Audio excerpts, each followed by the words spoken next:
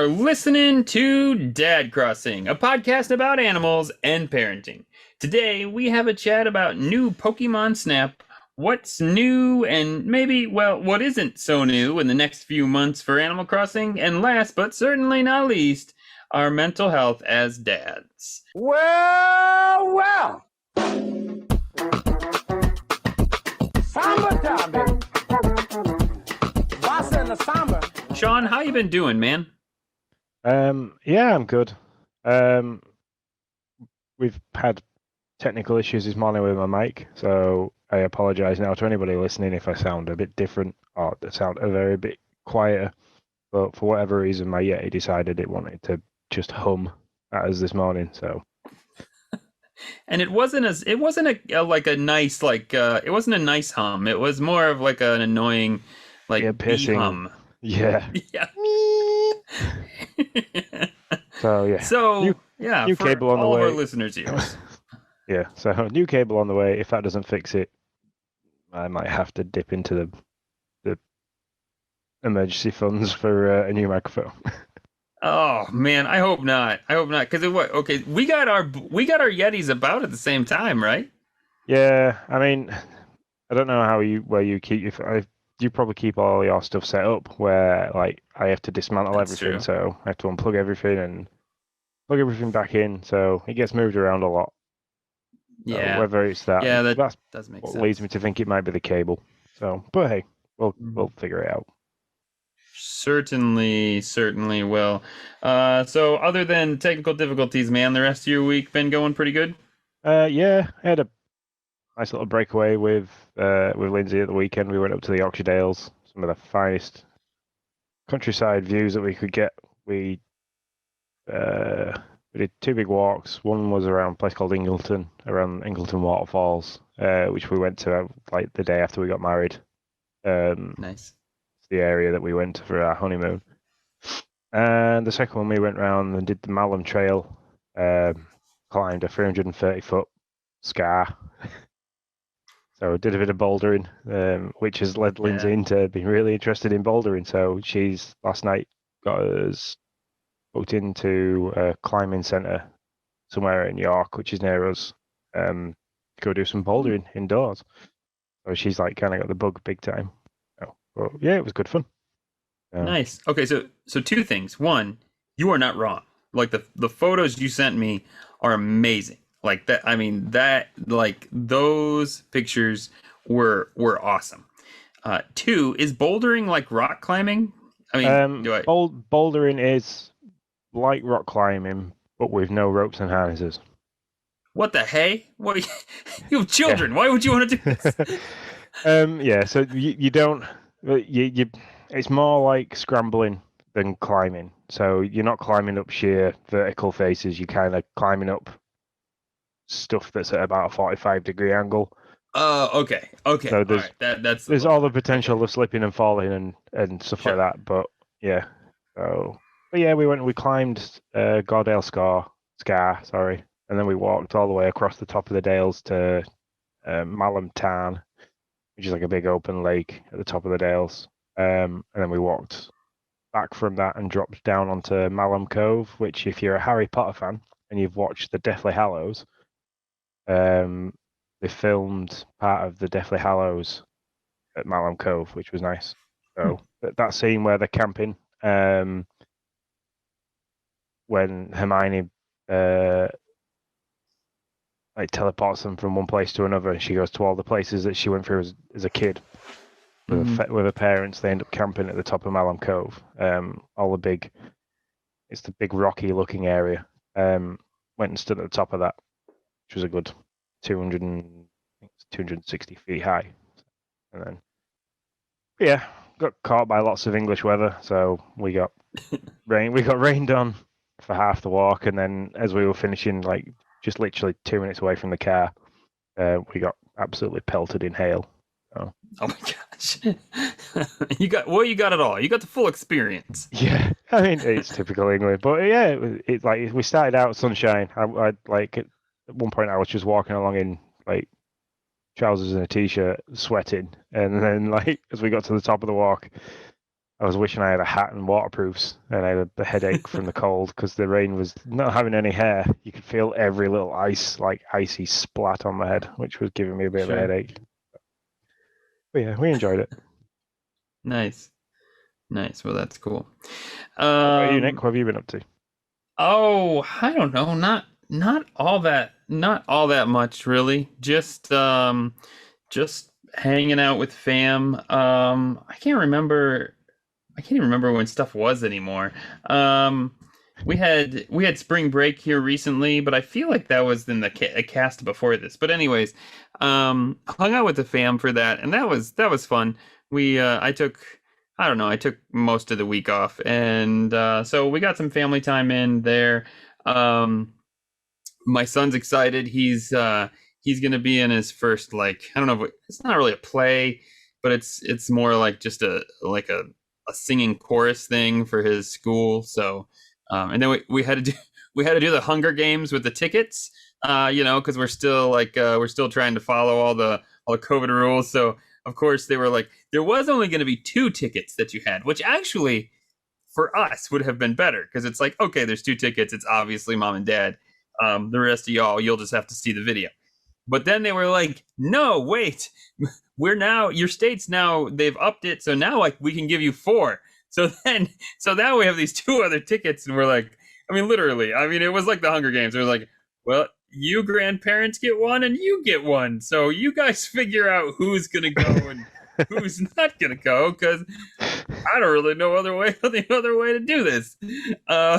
So yeah, that luckily it wasn't really the Hunger Games. They just of course, the grandmas won out, right? Yeah, that's it. Grandparents always want the front seat to all. Yeah. Yeah, so the grandpa was like, that's okay. I'll stay back. You can go. And so the grandmas are gonna go, and us are gonna go and watch Noah in one of his first. I don't know. I really don't know what it is. Like, he's trying to explain it to me. I know it's not a play, but I think it's just kind of like a sing along thing. I don't know. That'd be interesting. Musical. Go with that. High school musical. Yeah, something like that. Yeah, something like that. So anyways, that's kind of what's going on in our world currently. Yeah, COVID's well, the town that I live in, Selby, is currently the Yorkshire's hotspot for COVID. Oh my God! Seriously? No, I'm not even kidding. It's ridiculous. There's a factory near us called Clipper, and they had an outbreak of 50 individuals. Oh wow! But they didn't seem to do anything about that 50 individuals and allowed them to continue to work. So the factory's had a bit of a reprimand on that. But yeah, so that's made us like the hotspot. I mean, the community-wise out there, it's not really individuals on a thing-to-thing basis. It's just because we've had such a massive spike in one place. It's then put Selby on the map as a hotspot. So they've increased like testing, so they've now got an asymptomatic testing station. So you can just like attend. If you're worried, you can just rock up or walk in and be tested there and then with a lateral flow, free of charge, which is quite good. Yeah. Where I work at Drax, they've upped their test. Well, we've always been testing like at least twice a week, depending on how we're working. So we've got like home testing kits, but the company paid for those. But because I don't know what you want to call it now. The government health scheme, it has now extended it, so Drax gets them for free. So, oh, cool. Which is nice, but like they paid for, I think, if you think 12 weeks worth of testing kits, so it's 2 a week, so 24 testing kits per employee, and they've got like 1,000 plus employees. So. Dang, that is a lot of testing kits. Yeah, that's and crazy. I think they're not cheap either. I think they're like £70 a testing kit or something silly like that. Yeah. Oh. But I guess it's better than losing all the power plant employees to COVID, huh? Yeah, that's true. I mean, I think most of the stuff are at home anyway. All the office staff haven't been, like the non-essential office staff, none of them have been in the actual on-site since March last year. So it's coming up to 12 months where they've not been on site. Yeah. So I feel sorry for those Well, people that work at home constantly, because I can imagine that it's been a big change routine wise. So oh yeah, yeah, that's crazy. Well, we do have that in common because Michigan was the hotspot in my state. It's the hotspot in the U.S. So I don't know that we still are. We've decreased a lot, almost 50% in our cases. Like we were at a crazy number for a while, around 6,000. Whenever 6,000 a day cases, when everybody else was like plummeting, we were for whatever reason rising. But we're now down to about 2,000 cases a day. So I don't know if that's true anymore, but it certainly was a while back. Um, so yeah, and I do appreciate the asymptomatic test. Like I got to test and I don't get tested very often. I think that was my third test, because my first one I felt like I was dying and I was for sure I had COVID. That was like back in October of last year. Didn't have it, and then the second one I did have it, which I was pretty for sure of. And then this one I got because I had the sniffles, and that was like the thing everybody was saying. They were like, "Oh, I just had the sniffles and I ended up having COVID. I didn't even," and I was like, and I had, and the problem is we're starting to meet more with people. So we're getting together with, like, that weekend we were supposed to get together with my grandma and some other people in our family, and we were actually watching some of my friends' kids. And so I was like, I have the sniffles.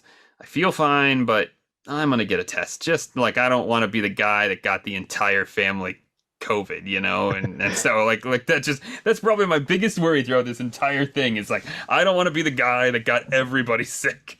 And so yeah, so I just went in and got tested, and I ended up being COVID free, but yeah, just to be I safe. mean that's the upside, is that, like, because Lindsay's in a teaching role, she's got like a ton of free NHS testing kits, because Jay is at high Gotcha. school and they're not testing kids under the age of 13 and 14, I think, yet. That might Hmm. change. So Jay has got a load of testing kits. I've got a load of testing kits. So, like, when Logan starts coughing and he while we were away, Lindsay's mum took him to the seaside in the UK while it was freezing. So he's come back and he's got a runny nose and a bit of a cough, and like, yeah, we tested him and he's absolutely fine. But like, we turned around to like his nursery and said like, oh, he's just got a bit of a cold. Don't worry, he's got a runny nose. And they kind of like, they look at us as if to say, well, why have you brought him here? And it's like, don't worry, Yeah, yeah. we've done a lateral flow on him. He's absolutely fine. It's just a runny nose, and it's like it's bright green. What's coming out of his nose? It's awful.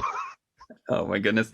So do you get the results right there? Like I don't know anything about an in-home COVID test. Like Yeah. never. So literally, it's this.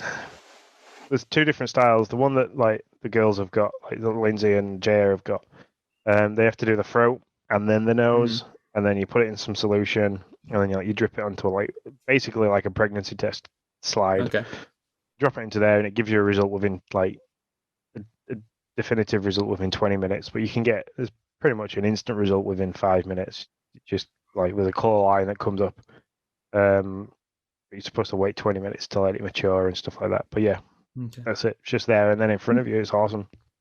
That is nice. I mean, Yeah. they're not super accurate, but they're apparently accurate enough that government Sure. are using them. So. Yeah. Yeah, But that's yeah, cool. other than Well, that, no, like that. I went away, like when we went away on Friday, it was just the release of Pokemon Snap. So I've like missed out for the whole entire weekend. So I've been hammering that basically since we yeah, got back. and Lindsay banned you from taking it. Is that what Yeah, you're telling yeah, me? Is yes. that I correct? said to her, "Can I take the Switch? Like, so when we're chilling out on an evening, I can like sit and play that?" And she was like, "Absolutely no." I said, "No." Okay, well, fine. Thanks, honey. We took we took the laptop with us because it was a race weekend for the Formula One, so we took that with us so we could watch the race, and all the stuff leading up to it. And then because there wasn't a right lot else to do in the cabin, that I can mention in the podcast,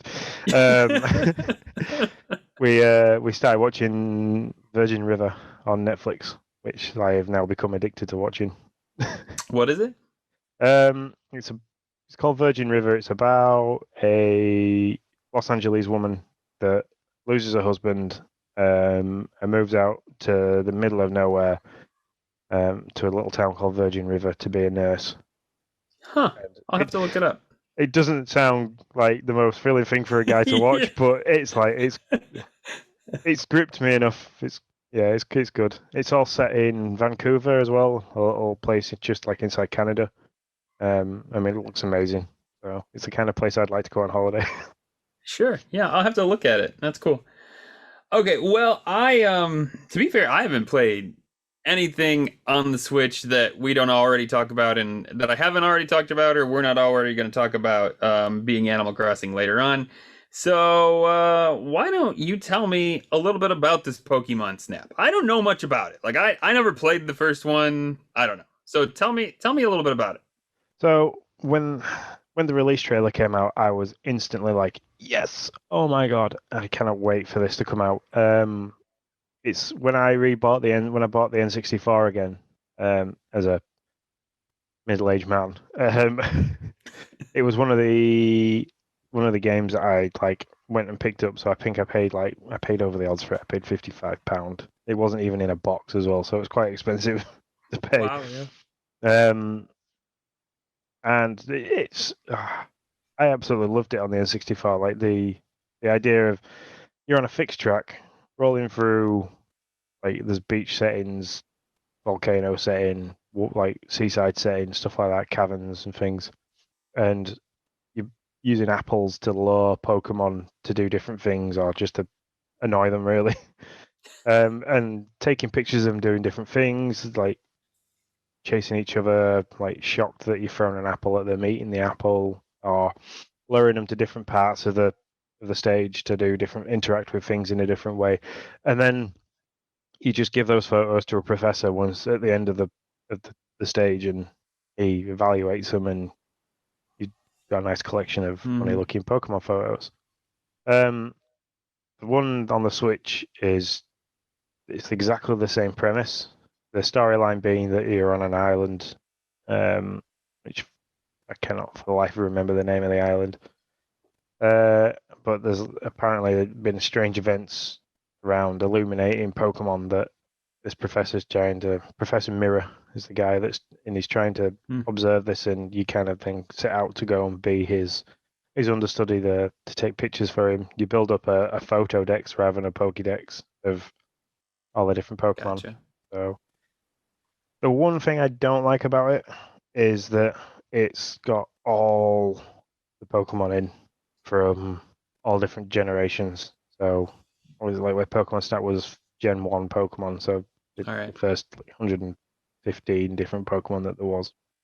Sure. This has got like all the stuff that you can see on if you play Pokemon Go, all the Pokemon that are out there at the moment. So there's a lot that I don't know the names of, and I don't know the evolution states. So like I don't know when they're interacting. Are they interacting with the evolution states of them, or just like are they going to interact with each other because they're two different style of Pokemon? It's like you can lure them to each other, and some of them will like attack each other, or they'll like square up to each other and stuff like that. But yeah, that's basically it.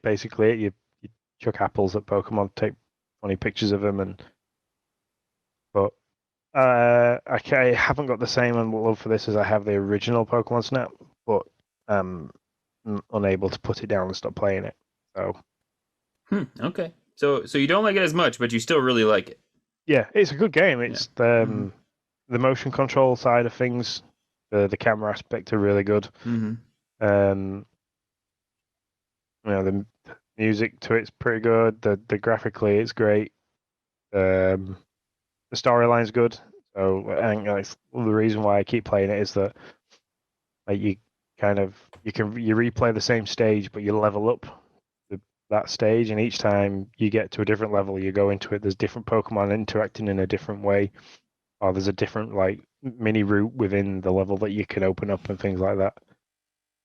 And it's just like you'll do something one time and you'll be like, oh, right, okay, so that Pokemon, I could lead him to here and he could potentially do this. So the next stage that you go and you then tag in just to that one Pokemon to get that one photo, and they have like a star rating system, so you get 1 to 4 stars on your photo depending on what the Pokemon's doing.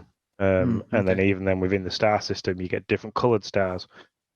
So it's all done on points. So you can go all the way from just a bronze star to crystal stars, Okay. depending on the number of points that you get for that number of stars. So it's quite a complex scoring system on it. But then there's the online aspect where you can share some of your favorite photos online. It's like it'd be great for Noah. I'd probably really like it. I put it on Emily's Switch for when she plays that at the weekend. Because you can edit the photos and there's like funny little stickers you can put on them to make it look like the Pokemon's wearing sunglasses or a silly hat, and then you can kind of like share them and stuff like that, and you get medals online for your photos from different people. Nice. Yeah, I mean, I feel like I want to say that he'd like it, but then there's a part of me like I'm like halfway through the Dads After Dark cast, and Drew said the same thing. He bought it. He thought his kids would love it, and they played it for like a night, and they haven't picked it up as of their recording all that weekend. And so like that's my fear. I just don't. It's like on the edge where Noah might like it, but he might be like, no, I don't want to play it. And then I'm just gonna be like, listen, kid, you're gonna play this game because I just spent good money on this thing for you to play it. So he doesn't know it exists at the moment. So I think because there is kind of this lull right now. I don't have a ton to play really on the Switch. And so I may show him the like video of it and see what he says. But then if he says he likes it and he says he wants to play it, I'm gonna be like, we are gonna play this. Like we're not like you're not. Yeah. I'm not gonna buy this and then play it for an hour. We're gonna beat. Can you beat it? Like, is there a beat it like credit roll type thing? Do you know? I'm not sure. I mean, I'll just write the Switch up and tell you how many hours I've put into it so far, and this is only since Monday. You're probably not gonna be able to see, right? Because they don't show it until. Well, that's it. I'll see what it says. Yeah, I want to try it. I really do, but because I mean, we've certainly got a lot of playtime out of like Sword and Shield and Pokemon Go, and actually they've got a lot more time out of Sword and Shield than I have. I played it with them until we beat the gym leaders, and then they still like go collect Pokemon, Noah and Ariel together. So yeah, I mean, the way the reason why, because I've got a login on Emily's Switch, so I've just downloaded it via mine. She can play it on there because she's a child account underneath mine, so she can just play whatever game. So, the only reason why I've done that is because when I started playing it on Monday when we got back, I stuck it on I played it docked, and like I ended up with Logan sat on my knee and Emily kind of like curled under my arm, and they were all just watching. So like Logan's got this current fascination where he absolutely loves Pikachu to the point where his grandma, my mum, has just crocheted him a little Pikachu. Oh, that's and cool. A Pokeball. That's so cool. Yeah, if I'm honest, I'll take a picture of the Pokeball. If I'm honest, I'm going to get my mum to make quite a few of those because I think she could sell them quite well. They're literally perfectly crafted little Pokeball awesome. that she can do with different colors and to represent the different balls. I think she's found a little market for Nintendo. Yeah, I have no doubt. Yeah, so that's interesting. I'd like to give it a shot. But I don't know. We'll see. I'm gonna do that though, and I will report back. I'm gonna let my son see it and see what he thinks, and if he really likes it, then I may end up buying it. Anything else on Pokemon Snap?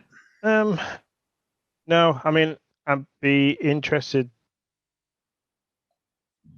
I need to look in the Discord, see if there's a Let's Play. Is the one Pokemon Snap? Looking now, there isn't one yet. Yeah, no, I haven't seen much conversation about it really. I mean, there was like the day of launch. There were people that was like, "Oh, it's Pokemon Snap Day," and everybody was like excited. But then I haven't I haven't seen like posted photos. I thought I would start seeing like, Pokemon photos posted and all this stuff, and I don't know, Yeah, there's not a lot there. I've not seen like I know Dan was excited about getting it because I know he Yep. liked the original as well, like Yep. me. Yeah, I've not seen any hype for it, but I've also glad that I haven't because then there's a level of frustration that like trying to get a Pokemon to do something and not being able to. I mean, like on the original, there used to be like a combination of things that you did as you went through the level. If you like hit this Pokemon with an apple, and then got this one to meet this one, and then did this, so then like Magikarp had bounced into this river at this point and stuff like that. You could change the color of the Gyarados that you'd see from blue to Hmm. red. Gotcha. I haven't figured that out yet, but I'm sure that there's a way of getting, especially in the sand, like the sand stage that I've got. There must be a certain thing you can do to get an Onyx to turn up as a Crystal Onyx. Mm-hmm. So yeah, Yeah. I just don't know what they are yet, and I'm not going to go Gotcha. YouTube and stuff until like got to until at least I've rolled credits, which Yeah. is a while yet, I think. Gotcha. Well, that is Pokemon Snap, people. It is available currently on the eShop. Let us know how you're feeling about it, if you're having fun with it, what your kids think of it, all that fun stuff. Help me out here. But And let's if you're chat. listening, Yeah. Tim, we might need maybe a little bit on the Discord for it, please. Yeah, there you go. Let's chat about the animals in our lives.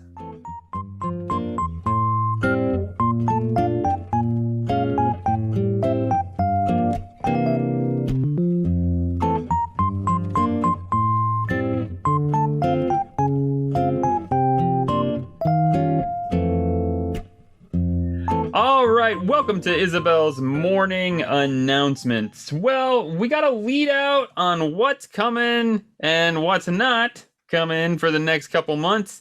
Nintendo gave us their roadmap. I'd say their roadmap till July, and that's when it gets a little. We don't know anything through July, but it looks eerily the same as 2020, Sean. Which Yeah, is pretty welcome to much what we thought. 2020. That's right. Welcome to 2020. They seem very comfortable, I'll say, in just saying, listen, the events are going to be the same. There will be new seasonal items. That's like, Yeah. I think that's their tact. Which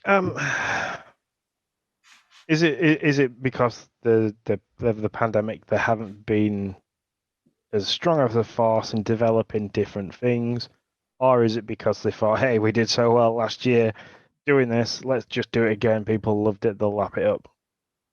And then, in my personal opinion, they've made a huge mistake with that. They had a lot of this game has a lot of hardcore followers. Like we are doing a podcast about it every 2 weeks, so Yeah.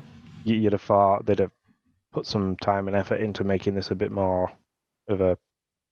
Yeah, they said that we're going to have like a 2 year support for it, but being more gripping is the. Mm. Yeah, that it's definitely interesting. I don't know if they'll follow what they'll follow like New Leaf. New Leaf didn't have like a grand update until year 3. So I don't know if they just thought, nah, we'll do exactly what we did in New Leaf. I mean, people love that game. So or like the next big spot is going to be the next. It will be interesting. Like E3, it'll be interesting to see if they come out on E3 and say, you know, here's a new big update for Animal Crossing. If they don't do it at E3, then they're not probably going to do it in 2020. That would be my thought on that. 2021. Yeah, 2021. Whatever year this is. Don't go back to 2020. I heard that was a bad year. Yeah. So if they don't do it at E3, they're not going to do it in 2021. You'll run through the exact same year, which I don't know. I mean, sure, for us who have played since the beginning, it's not the greatest thing in the world. But there's a lot of people who are jumping in still for the first time. I mean, we have a I can't think of his name. I'm sorry. There's somebody on our Discord that just started to play with their kids. I mean, and it actually blew my mind to think he was like, "Yeah, I'm on day 3," and I'm like, "My God, to be at day 3, like I can't even like. It's just I don't know. I just can't even fathom. It seems like so long ago to be at day 3 on Animal Crossing, and so good for him, and I hope he's super enjoying it. I invited him out to come to the island and grab like all my DIYs. That would be great for me as much as for him because I hate the clutter. But clear up a few things. Yeah, exactly. But anyway, so right now we are currently in the. I'm sorry, what were you saying, Sean? It's Scotty Karate.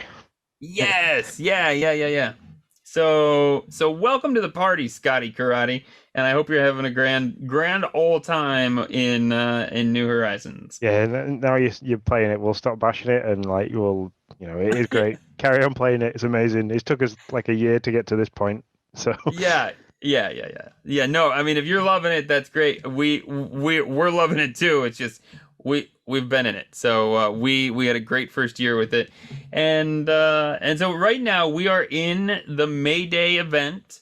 This is an event they did last year. There's a ticket at the airport for you. You can go to the airport. You can take your flight to the Mystery Island. Good news is, and I do appreciate this, the good news is that the Mystery Island is different than it was last year, and there is a different item that you get. I won't say what it is because I know there might be some people who haven't gone through it, but there'll be a different item that you'll get. Yeah, like maybe my co-host. There'll be a different item that you get from last year, which is great. It's not a super easy map. In fact, my son, very proud moment, he got himself through it on his own. He was determined not to have help from me. There was a little slight bit of a like I can't do it meltdown. I'll never be able to do it. But then he came back to it and knocked it out. So kudos to him. So when we say it's the same concept, I assume you're limited tools. You've got to make the tools as you go along. Yeah. All right. Cool. I liked that about it. So if they did more stuff like that, like there was a weekly tour.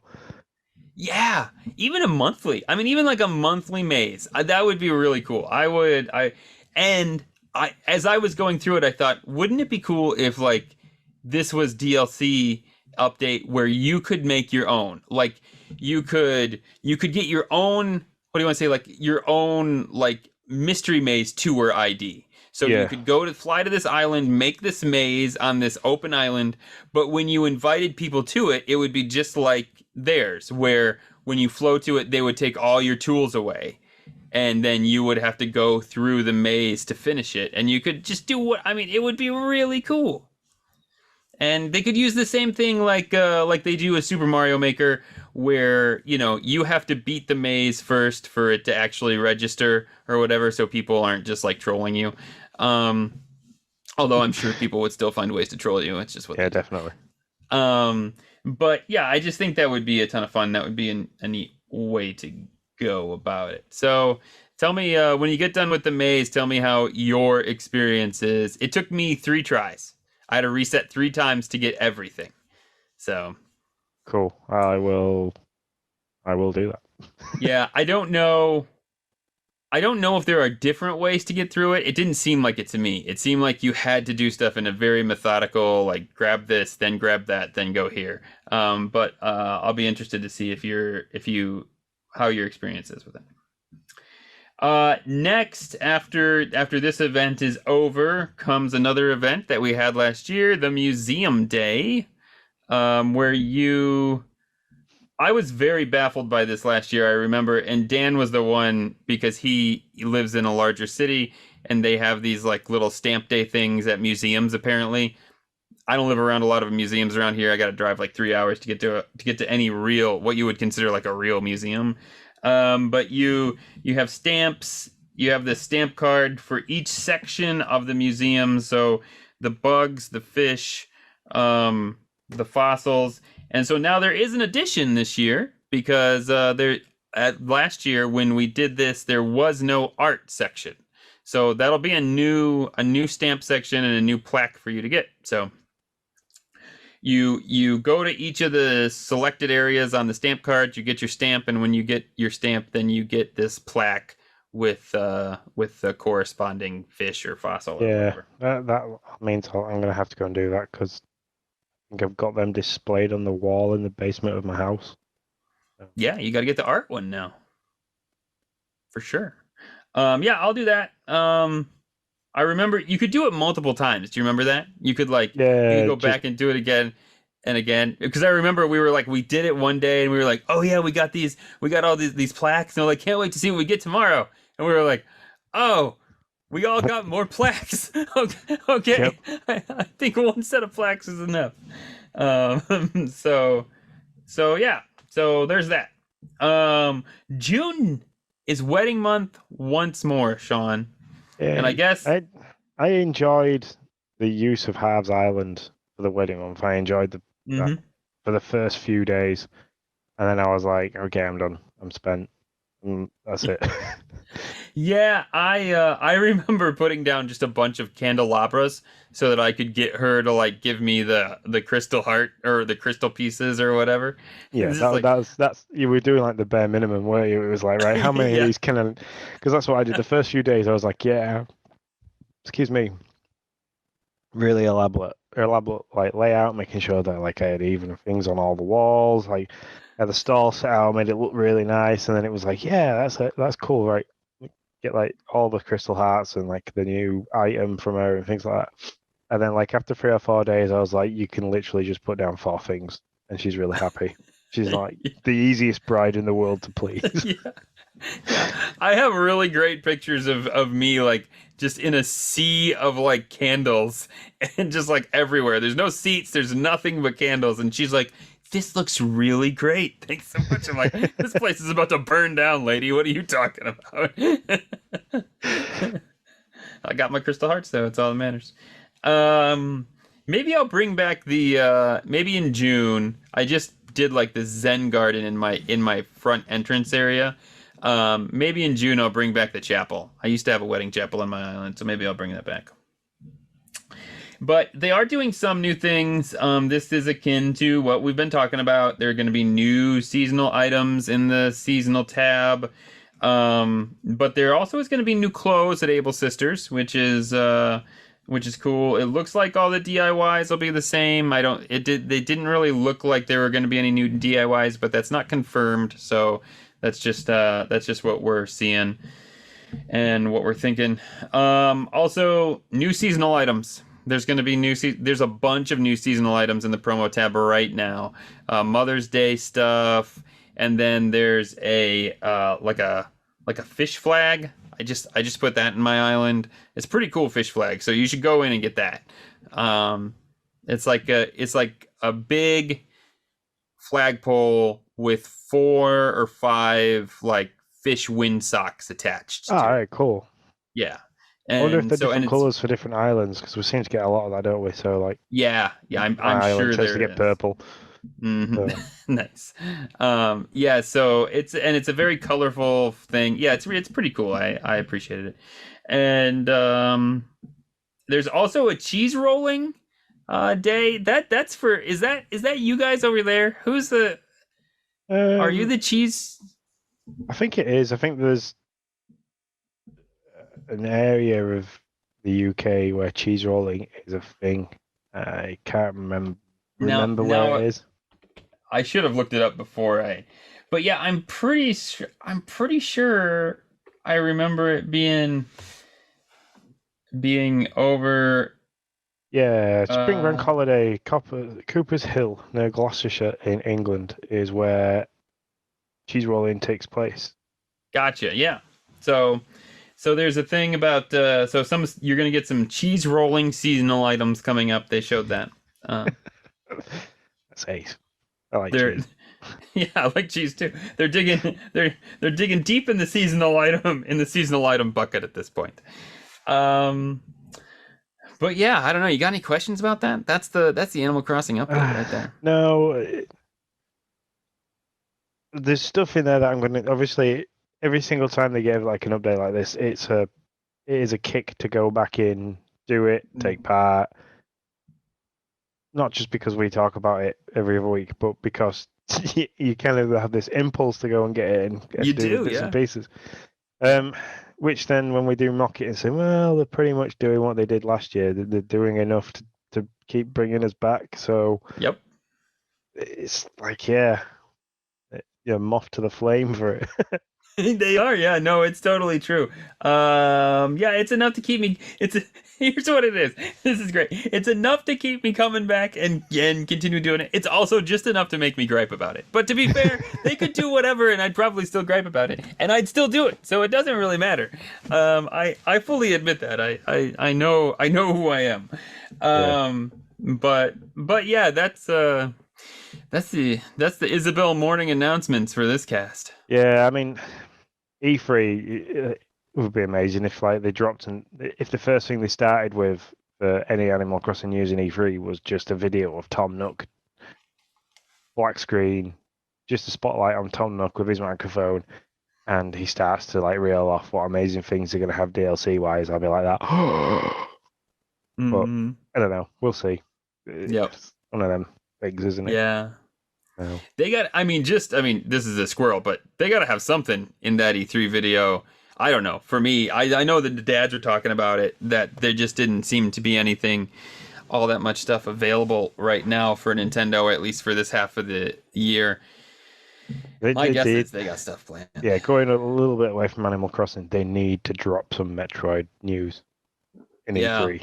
Because it's probably true. A lifetime since they even showed a screenshot of Metroid Prime 4. That's true. True for sure. Well, all right, Sean, why don't you just take us in over to the dad corner?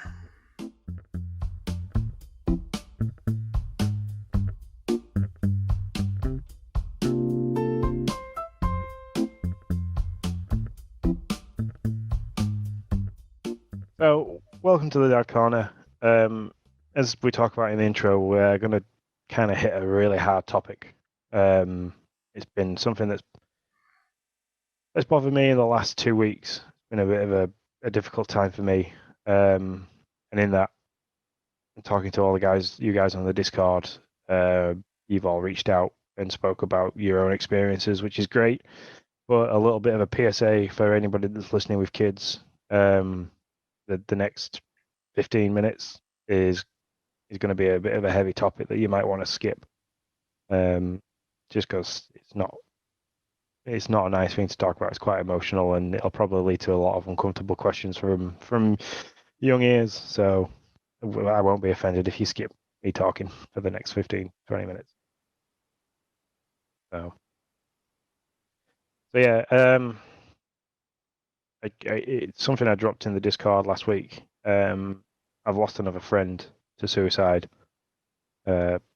Completely unexpected.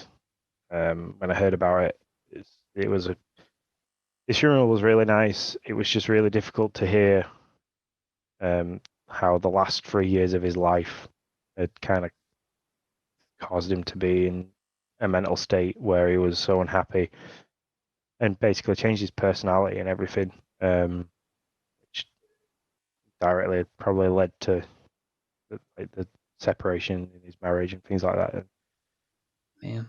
Yeah, wasn't good, wasn't great. It was nice to see some of the guys I used to work with at the old place. It was kind of nice to have a reunion, and there was the aspect of it where his immediate family were turning up, and they all looked very, very sad. And then there was this group of grown men kind of laughing and joking a little bit. We kept saying to each other we need to be a bit more respectful, but the guy that had passed would probably have been doing the same if it was anybody else. So yeah, we've got a bit of a bad reputation of having toilet humor with the guys that I used to work with. So, but like what we were doing was just sharing different stories about different things, and couldn't help about like the laughing. And then when his service started, the song that he chose was "Teardrop" by Massive Attack, and that changed all our like moods instantly. Like I cried. Sure. One of the guys whose musical influence had changed massively by this guy. Like walked away, it broke him straight away. Hmm. So it was nice, but at the same time, it was really difficult. The occupational health nurse that worked there, she came. Had a really good chat with her afterwards about different things and like how it's affected me, because I know in casts previous to this where we kind of talked, I did mention I was struggling with things and that like I got help and I was changing lifestyle and stuff, because I was suffering all last year with anxiety and stress and depression around the job and like insecurities of non-financial incomes and stuff like that. So Sure. yeah, it's not very nice. It's a bad stigma to be in, and I know there's people that have reached out and spoken to me that have felt like they've been in the same situation before, where you kind of have this, you end up having this level of really low self-worth, where for me, definitely, I was looking at it and thinking like, I've got this issue where if I did this and I wasn't there, that you know I wouldn't be a disappointment to parents, and kids wouldn't grow up thinking that they had a useless father, and like Lindsay would be better off because she wouldn't have to like be dragging me around as a dead weight, and like money wise she'd be better off because my life insurance would pay out and my death in service from work would pay out, and like the house would be paid off. And yeah, you just end up kind of like you get this really horrible voice in the back of your head that says, yeah, it's a good idea, you're doing everyone a favor, just do it, stop being a leech on people. And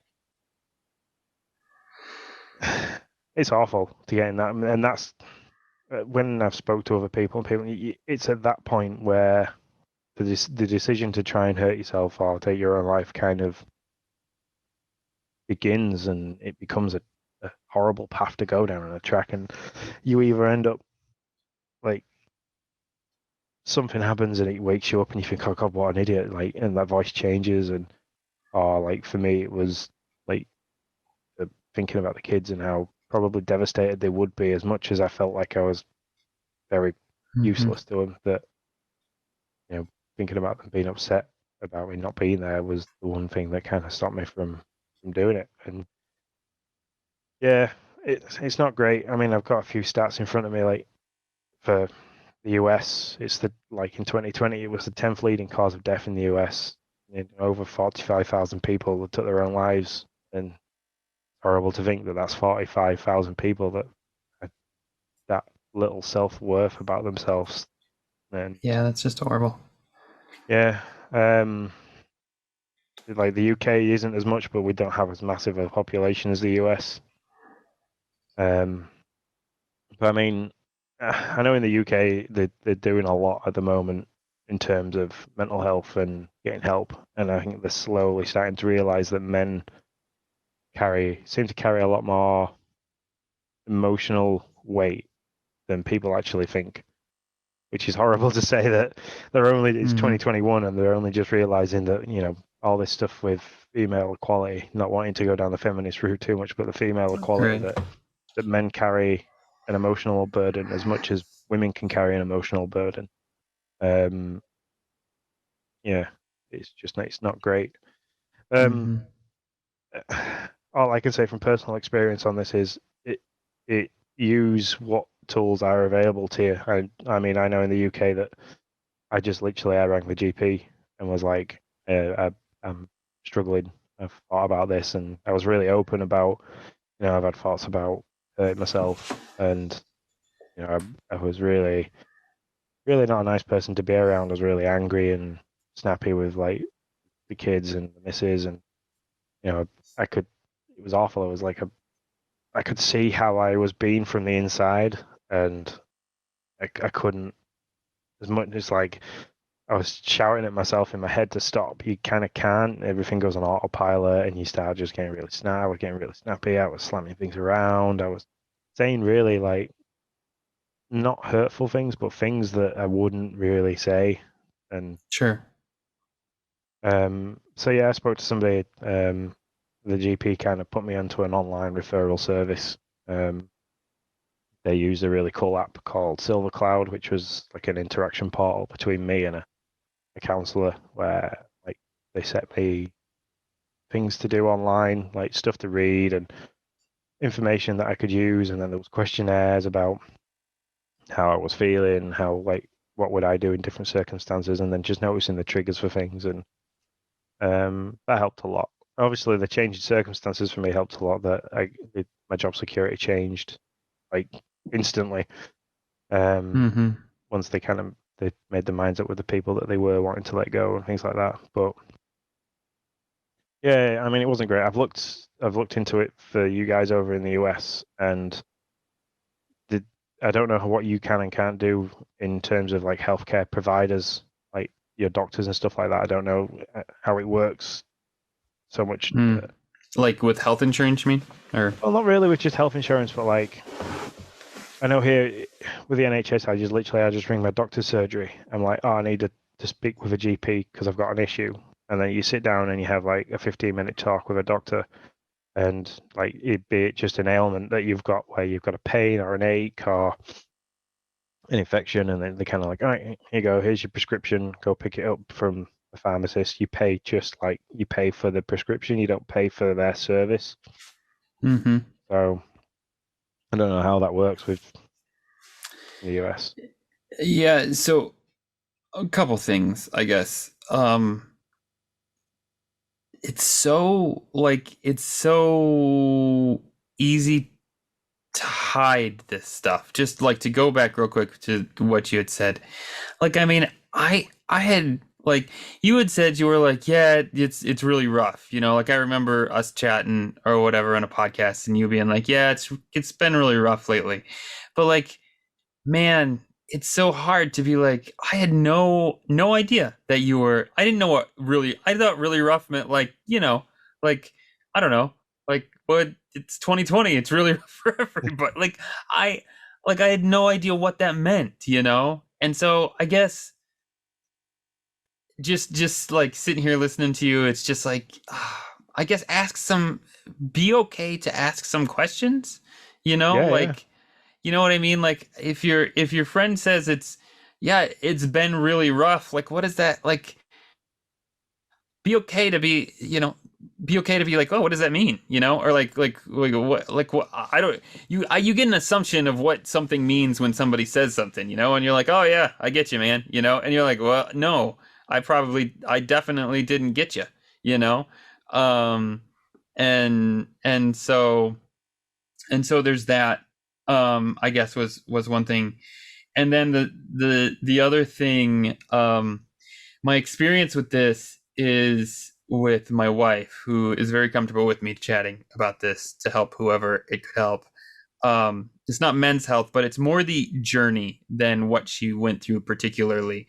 Of like, we went to her doctor, and it was like, here's this prescription, and you should talk to a counselor. And we did that, and that was somewhat helpful, but only somewhat helpful. And the counselor told us to go see a psychologist. And we had asked, you know, why do I, you know, I guess, you know, what's the point? We're talking to you. The doctor gave us medicine. What's the point? And she was like, well, they can just give the medicine. They can give you medicine too to help. And my wife and I both kind of walked out and said, well, you know, I mean, we already have medicine. Like, what's the point in going and talking to this? I cannot stress the importance to listen. I wish we would have listened. It would have made our journey much shorter and gone and seen a psychologist. At least that's in the US, I will say that. Because when stuff got real rough, for her and for us, consequently, we finally did that, and the psychologist knows so much more about those medicines, that section of pharmaceuticals, than at least in America, than a regular doctor. Like, she was like, you need to take this for this and take this for this, and then we'll wean you off. And she did. She had, like, I was really nervous. She had her on like 4 medicines. And I was like, what is going on? And then, but she slowly, as my wife became my wife again, she slowly started to take her off those medicines and found out what balance was needed. And yeah, I just be willing to reach out to all your help, even if sometimes it may seem like, well, that's just duplicative help.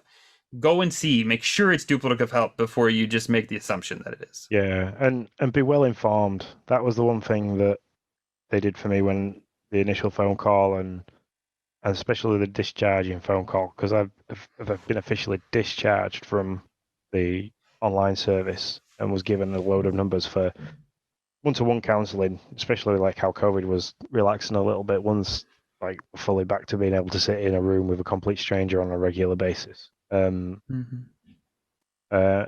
like to be well informed, because they offered medication, but they also then turned around and said, you know, you're a man of 34, you know, the medication that we could probably give you can cause like erectile dysfunction, infertility, a couple of other things, but most of them, when they turn around and said, you've got to be ready to face the fact that taking some medication can lead to being more depressed, because then you feel like you're relying on something, and then the worry about like that worry that you had of the reduction of that medicine then causes an anxiety.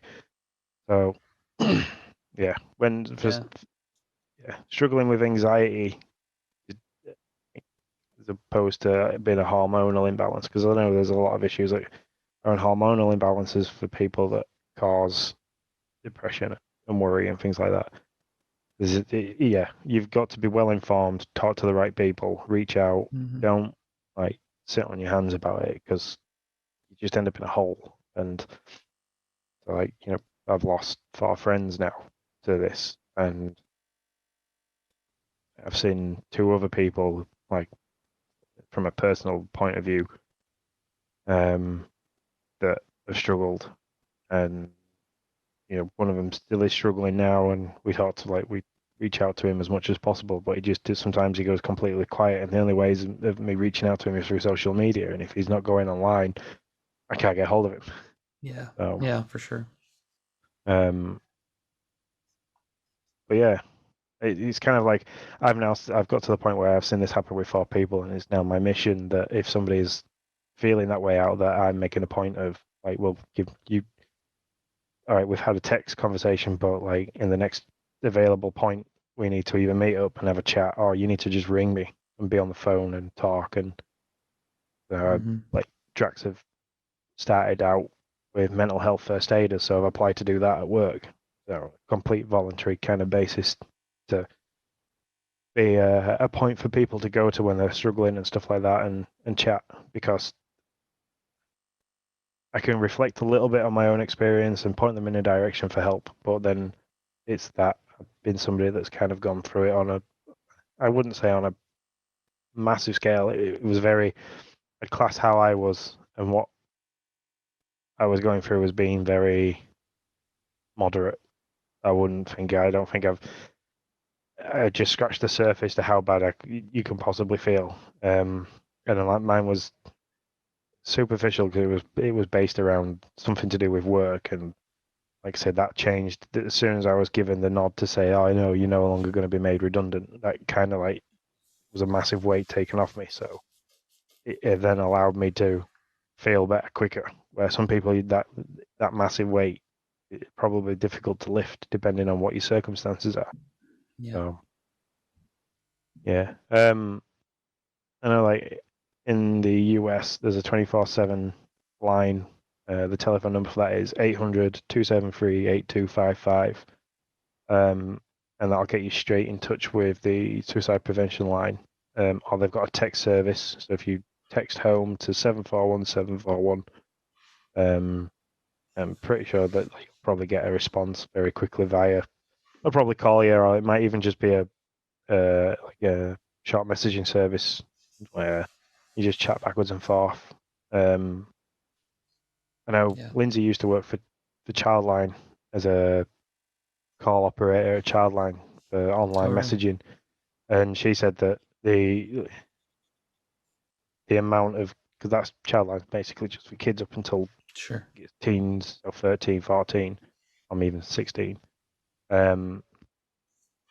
Like, she used to have regulars that would be regular kids that would use that messaging service just to, so, you know, you won't, you're not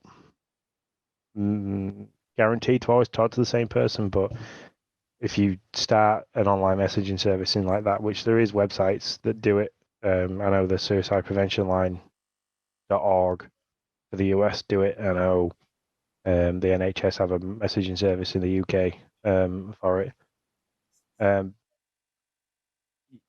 Just yeah, that simple start of a conversation, the instant where I spoke to the GP on the phone, and like she was really, really nice about it. She was like, "Yeah, don't worry, we'll get you the help. You'll get you somebody to talk to her." And if she kind of like, it was knowing that initial conversation had been started. I can remember telling Lindsay that like once we realized what was happening, and she was very assertive that I speak to somebody, because it was causing a strain on our relationship. As soon as I had that conversation, I said to Lindsay, I feel instantly more relieved that there's now something happening about it rather than nothing at all. So you took the darkness out of it, right? You that's it. Somebody you kind of, you see a path. There's a path open up, knowing that right, okay, so that somebody has listened and there's something's going to be done about it that might help. It might not help, and they were very open with that, saying, this process might not help you, but we'll use this process first. So like the online thing was like, they were like, this might not be for you, but we're going to try it. I mean, the two online options were that like I did like a Teams meeting style thing like this, where I had an allotted time every week that I'd do it, which doesn't work for me, as we know when trying to make this podcast. That I can't, because of shift patterns, I can't give a certain time every week because that changes. So the option I had was to do it like in my own pace, which took a little bit longer, like 5 or 6 weeks of like little online courses and stuff like that, but eventually got round to working. But yeah, I mean, and then the other thing is reaching out to other people. It's like you've just said, you didn't know how rough was, because I didn't want anybody to know how rough was. So I mean, yeah, I mean, the guy that recently passed away, like literally the beginning of April this year, he's shared a post about people suffering from mental health and don't be afraid to get help and stuff like that. And then he went and took his own life. So that's something that we all said on the day of his funeral. It was like, we know Sean was a really caring guy, and he was really supportive of everybody and everything. So we just assumed that sharing of that post was because he'd maybe had somebody that had been affected, and he was wanting to show support for somebody, and he was wanting to basically share the advice. But little did we know that it was actually him that was suffering, and it was maybe a way of him wanting some attention. And it's difficult to spot. It is. I mean, you only got to look at movie stars, Robin Williams, Chester Bennett, and you look back now at some of the stuff that Chester Bennett said and did, and it's like, wow, okay, yeah, that's alarm bells were ringing everywhere, but nobody spotted it because of the limelight that he had, and the stuff that he sang about was pretty dark sometimes. And Robin Williams, fantastic actor, absolute face of comedy, and behind the masquerade of being a funny guy and things like that, he's like, oh wow, yeah. There was, So yeah, my closing comments on it is that I'm always available to talk. If you message me on Discord, I might not always see everything that's in all the categories in there, because there's a lot of chat about lots of different things that I don't see. But feel free to drop me a private message. I might not fully understand your situation, but it's a conversation with somebody that you don't know. That I'd rather I'd rather read 6, 7, or 8 massive paragraphs of you venting off or trying to just find somebody to talk to than having to unfortunately read that we've lost a member of the community. So. Yeah, that goes for me too. I will chat with anybody anytime over having to read about just horrible news. I mean, that's what we're here for. I will chat DM. There's this really cool, I do it to Sean accidentally all the time, not all the time, but a few times I have. There's this really cool Discord call thing. Like there are ways to chat. I accidentally butt dial. Didn't I just do that a couple of weeks ago? I accidentally butt dialed you. We've been messaging backwards and forwards about something that we're going to talk about soon, and yeah, you kind of just started to ring me, and I rang you back. I was like, "You rang?" And he was like, "Yeah, I did, but I accidentally did it." Yeah. So there's a lot of ways to chat, and I don't care what time it is. I'll chat with you if to help out, without a doubt.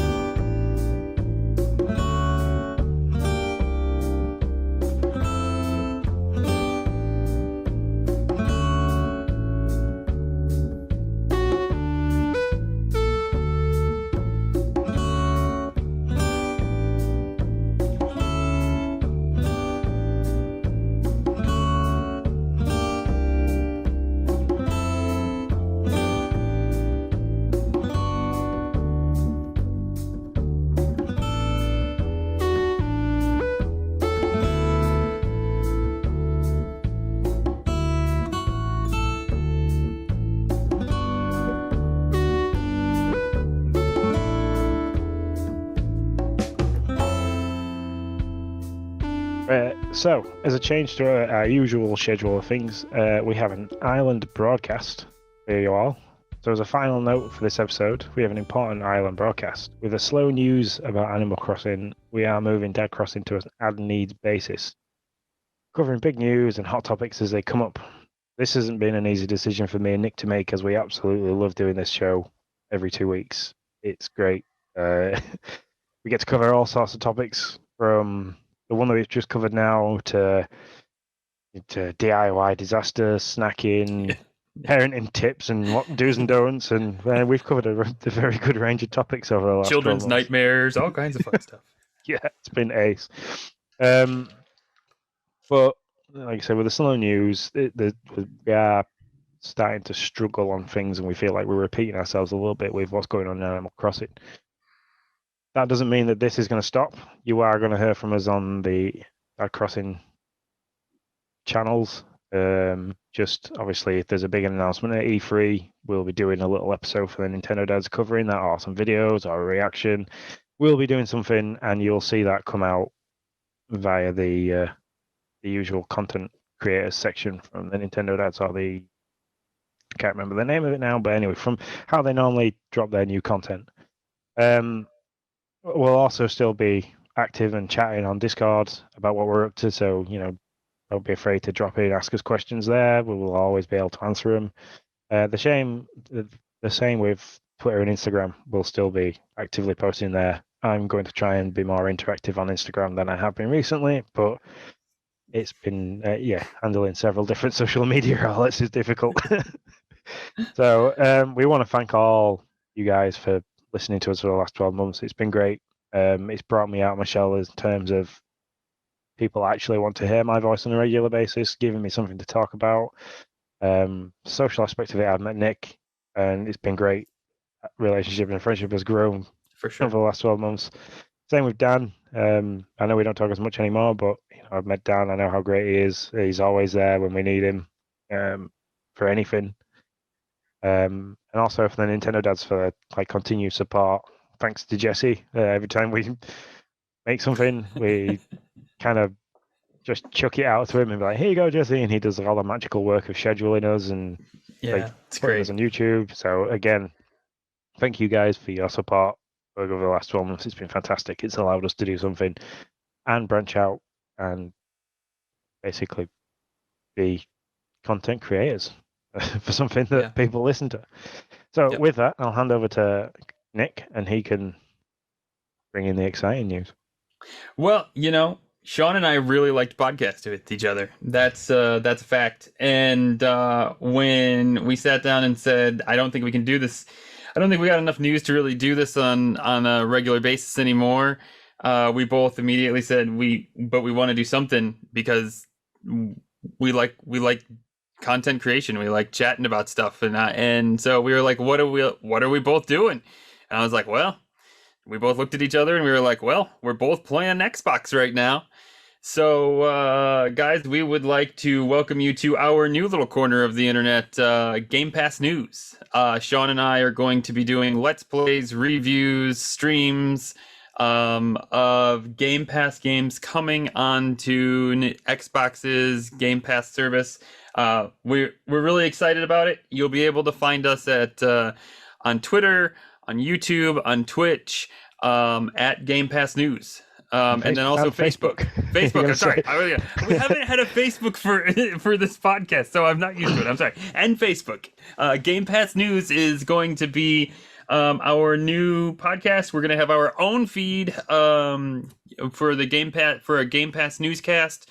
It'll be a shorter show that we will do once a week this time around. Just chatting about what's coming, what's going, what's cool, what's hot, what's trendy, all those kind of things.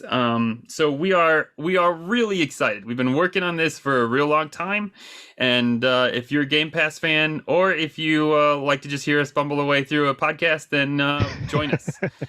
Join us. But that's not all. But that's not all, Sean. No, that is not all. We told the Nintendo dads, we were like, listen, we're not going to be doing Dad Crossing on a regular basis. We're going to try to do this. And because they're just awesome fellas, they said, how would you still like to partner with us and be basically our first non-Tendo show?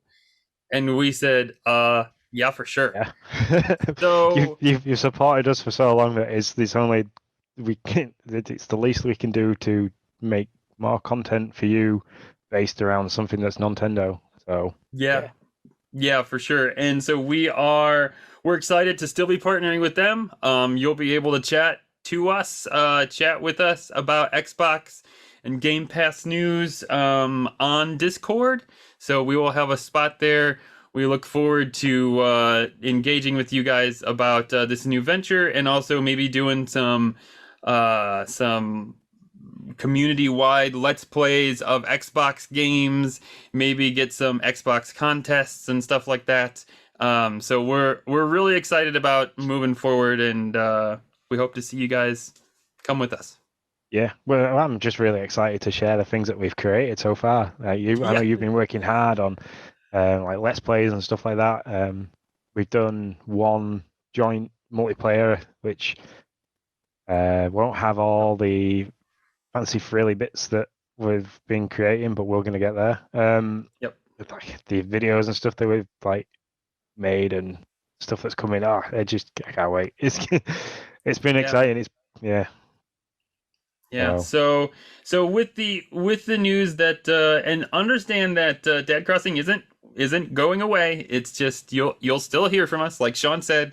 It just won't be on as regular of a basis as it has been for the last year and few months. So. Yeah. Cool. So, yeah, I'm really excited. So it's kind of weird. I'm going to take us out for the last time for a while. We've got a couple of weeks worth of other content to make, and hopefully praying for some big news at E3 that we can come back and do some coverage for. So Dad Crossing is part of the Nintendo Dad family of podcasts. You can find the new Nintendo Dad content wherever podcasts are found. If you have any questions or comments or commiserations or upsets that you want to give us from here in the last bit of news, you can reach out to us on Twitter and Instagram. Everything is at @NDadCrossing. And we've just give a load of thanks to get Nintendo Dads, but as I always want to give them a big thank you for supporting us and allowing us to make content under their name and under their umbrella. So from myself and Nick, we hope your island is sunny and your villagers are happy. Now we'll go back.